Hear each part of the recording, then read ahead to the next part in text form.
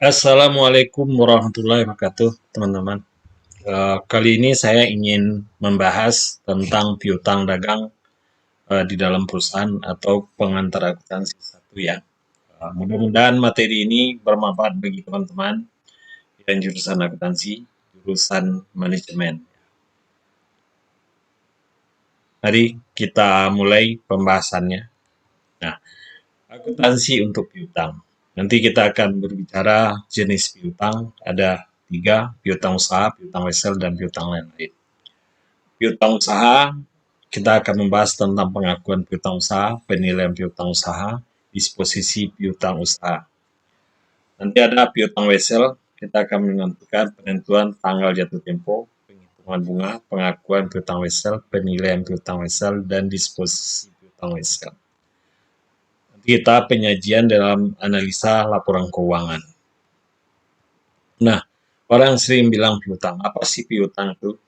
Adalah sebagai jumlah yang dapat ditagih dalam bentuk tunai dari seorang atau perusahaan. Berarti piutang itu adalah sebagai jumlah yang dapat ditagih dalam bentuk tunai dari seseorang atau perusahaan ya. Nah, jenis piutang, jumlah yang harus dibayar individu atau perusahaan lain dipikirkan dapat ditagih per kas ya. Jumlah. Kalau piutang usaha adalah jumlah konsumen sebagai hasil dari penjualan barang dan jasa. Jadi jumlah utang konsumen itu berutang sebagai hasil dari penjualan kita kepada mereka atau hasil mereka mengambil barang kita secara kredit. Sedangkan utang wesel adalah klaim atas instrumen formal yang diberikan sebagai bukti hutang. Misalnya kalau kita berhutang, mereka nggak sanggup bayar, dia menerbitkan wesel, itu adalah merupakan surat janji ya, dia akan membayar tanggal sekian ya, itulah wesel. Yang ketiga, bukan dagang. Piutang yang bukan dagang biasanya piutang bunga, piutang pinjaman kalau kita memberi pinjaman kepada pegawai, uang muka kepada karyawan, pengembalian pajak penghasilan, itulah piutang lain-lain. Pemisahan fungsi-fungsi piutang.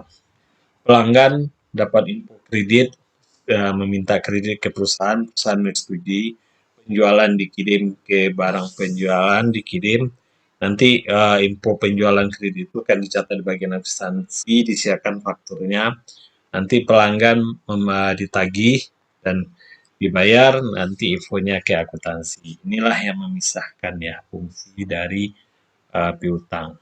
Nah, piutang usaha, 3 masalah utama yang dalam akuntansi yang berkaitan dengan piutang usaha adalah pengakuan piutang usaha, penilaian piutang usaha, dan penghapusan piutang usaha.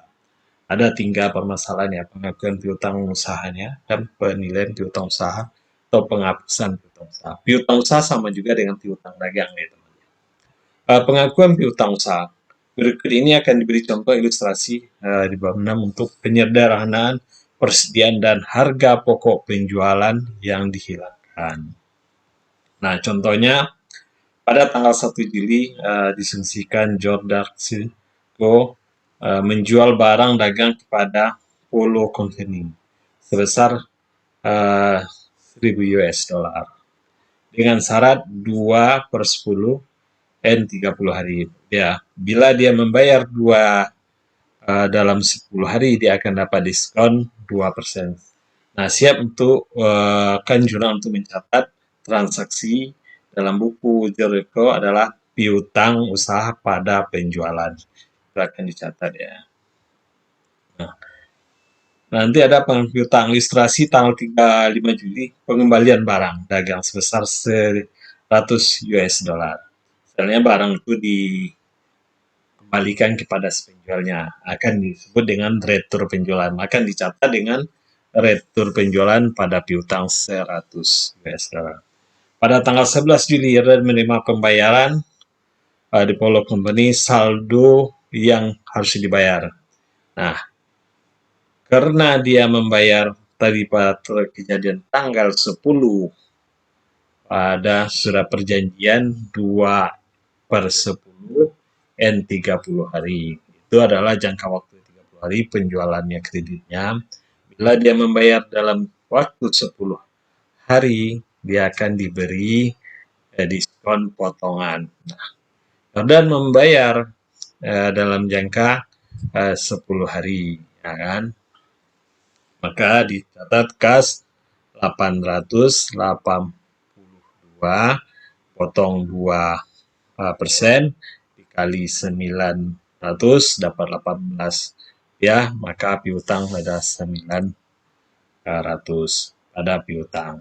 Nah, dilaporkan sebagai aset pada perusahaan. Penilaian piutang itu biasanya utangnya nilai dilaporkan sebagai aset dalam laporan posisi keuangan.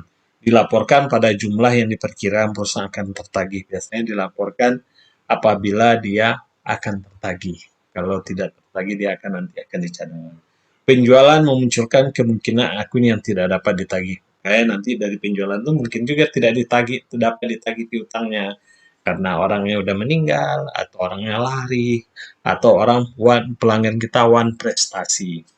Penilaian dapat menjadi sulit karena jumlah piutang yang tidak diketahui yang akan menjadi tagihan. Karena saking banyaknya piutang, kita kan nggak tahu ya berapa yang mungkin kita tagih. Nanti ada metodenya, cara menghitungnya. Nah, ada dua metode akuntansi untuk piutang tak tertagih itu, yaitu penghapusan langsung, ya, direct write off metode atau metode penghapusan langsung. Jika piutang sudah dipastikan tidak dapat ditagih, maka kerugian dapat dibebankan ke beban piutang tidak tertagih. Berarti apabila dia tidak dapat ditagih, misalnya orang yang sudah meninggal atau tidak ada penandingannya, piutang tidak diungkapkan pada nilai bersih yang dapat direalisasikan atau tidak dapat diterima untuk pelaporan keuangan.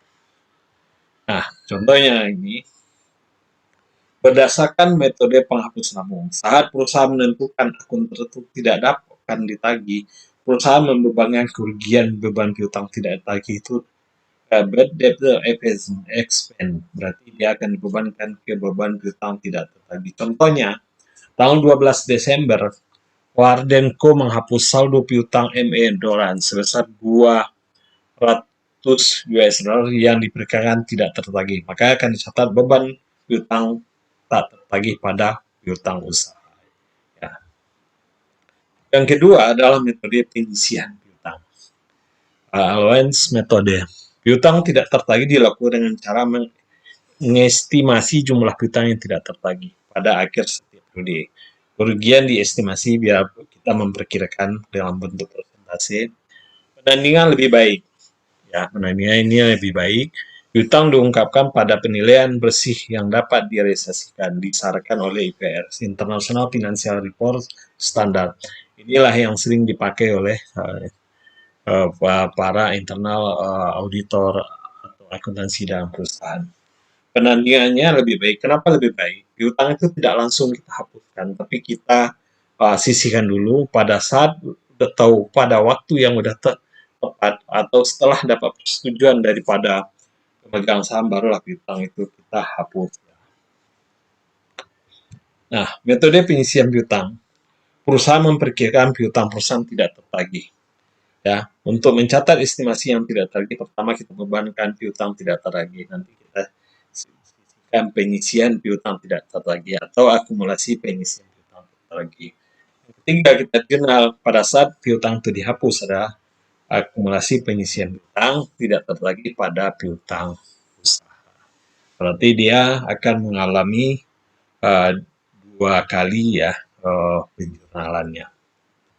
Nah, kita asumsikan pencatatan estimasi yang tidak tertagih. Son Venture memiliki penjualan kredit sebesar 1.200.000 US dollar tahun 2011. Dari jumlah ini ada 200 yang belum tertagih. Manajer kredit memperkirakan bahwa besarnya 12.000 dari penjual ini akan tidak tertagih. Jurnal penyelesaian mencatat estimasi yang ditagih adalah beban piutang tidak tertagih pada 12.000 US dollar pada penyisian piutang tidak tertagih. Itulah jurnal pencatatannya. Nanti pada laporan keuangan, hapusan furnitur adalah ada private expense, machine inventory. Nanti ada akun receivable-nya adalah 200 ribu US dollar. Di bawahnya allowance for the full account atau adalah akumulasi penyusutan sebesar 12 ribu US dollar dan mengurangi jumlah piutang, maka piutang realnya yang mungkin bisa ditagih itu adalah 188.000 US dollar. Ini ya teman ya, 200.000 kurang 12.000 plus 188.000 US dollar. Pencatatan penghapusan piutang tidak tertagih. Pencatatan penghapusan piutang tertagih manajer keuangan meter penghapus saldo piutang sebesar 500. Makanya pada saat dia menghapus 500.000 US dollar dari ROR pada tanggal 1 Maret 2012, jurnal mencatat penghapusnya adalah penyisian piutang tidak tertagih 500.000 US dollar pada piutang. Dia dicadangkan dulu, setelah dicadangkan baru dihapus biasanya. Nah, dia akan kelihatan sebelum penghapusan 12.000 dan ini setelah penghapusan saldonya berkurang, nanti ada lagi penyusutan barunya 11.000. Ini salah satu contoh, nanti ada convertible-nya, allowance-nya ya. Ini penghapusannya mempengaruhi laporan posisi keuangan aja. Nah, penerimaan kembali piutang yang tertagih. Nah, seandainya piutang itu sudah kita hapuskan, nah, atau RAWR itu membayar lagi sebesar 500 jumlah hapusan. Nah, makanya piutang tadi kita kembalikan lagi piutang usaha pada penyisian piutang, baru kita catat ya dengan buku 1 Maret yang telah dihapus 1 Maret, jurnal lagi kita jurnal Juli karena dapat catat piutang usaha pada penyisihan 500 kas pada 500 karena dia dapat ditagih kembali. Dasar yang digunakan untuk metode penyisian, makanya di dalam penyisian piutang tidak tertagih karena piutang jumlahnya banyak, ada dua cara, persentase penjualan dan persentase piutang. Perbandingan ada jumlah penjualan, beban piutang tidak tertagih. Kalau nilai realisasi kasnya adalah piutang usaha, penyisian piutang tidak tertagih. Ini ada dua ya, cara menghitung besaran berapa piutang yang dicadangkan, yang disisihkan pada akhir tahun. Ini kalau persentase penjualan berdasarkan penjualan, penekanan pada hubungannya dengan laporan rugi laba. Sedangkan persentase piutang penekanan pada hubungan laporan posisi keuangan. Itu yang menjadi ininya. Ini contohnya persentase penjualan, persentase of sale. Ada Gonzales Company menggunakan dasar persentase penjualan. Hal ini menimbulkan bahwa 1% dari penjualan kredit bersih tidak akan tertagih. Jika penjualan kredit bersih tahun 2011 adalah 8.000 US dollar, jumlah penyisiannya adalah beban biaya penyisian tak tertagih adalah 8.000 dan pada penyisian piutang adalah jumlah penjualan dikali 1%. Berarti dia menggunakan metode persentase penjualan. Kalau kita 1 tahun menjual 2 juta, kita taksir tidak tertagih adalah 1% atau 2%, maka jumlah total penjualan dikali 2% atau 1%.